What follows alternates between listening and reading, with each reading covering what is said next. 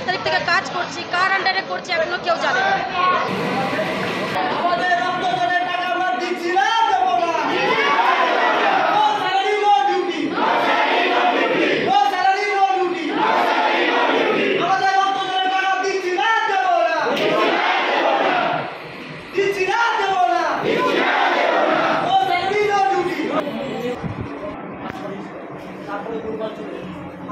আমাদের এখনো স্যালারি যেটা আমরা করে উঠতে ওটা এখনো স্যালারি।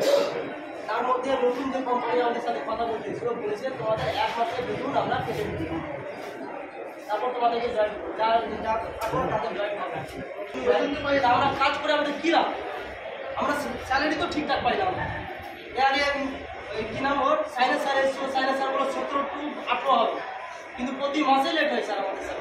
আজকে দেখেন 20 তারিখ হয়ে গেল, বলেন কোথায় স্যালারি কেন হয়?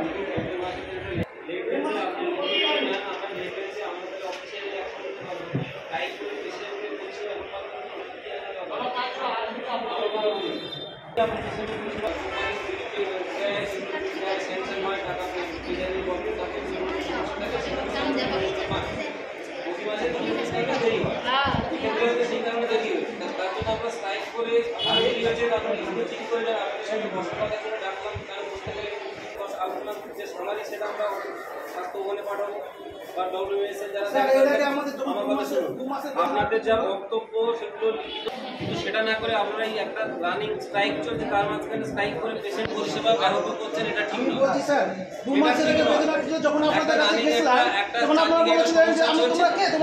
শুনুন,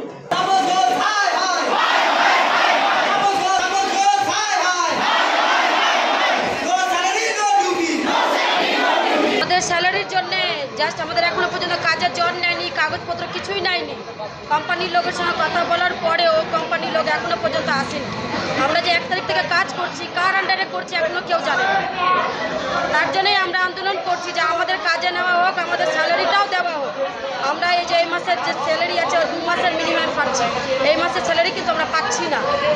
যতক্ষণ না আমাদের কাজের জয়েন নেয় ততক্ষণে আমরা কাজ কেউ করবো না। আমাদেরকে যদি এখন বলে যে হ্যাঁ তোমাদেরকে নিচ্ছি, কাগজপত্র সব নিয়ে নিচ্ছি, তাহলে আমরা কাজ জয়েন করবো, নাহলে একটু আন্দোলনই করবো। তাদের কিছু স্যালারি বিষয়ে কিছু সমস্যা হয়েছে, সেটা আমাদের কাছে তুলে ধরছে। আমরা স্বাস্থ্য ভবনের ঊর্ধ্বতন কর্তৃপক্ষের সঙ্গে ব্যাপারটা নিয়ে যোগাযোগ করছি। উদ্যানের জন্য 8,500 টাকা করে ঘুষ চাইছে। এই বিষয়ে আমি জানি না, আমি খতিয়ে দেখতে হবে ব্যাপারটা। ব্যাপারে আমার কাছে ব্যাপারটা খতিয়ে দেখতে হবে, এরকম করে আমার কাছে ইনফরমেশন এখনো আসেনি।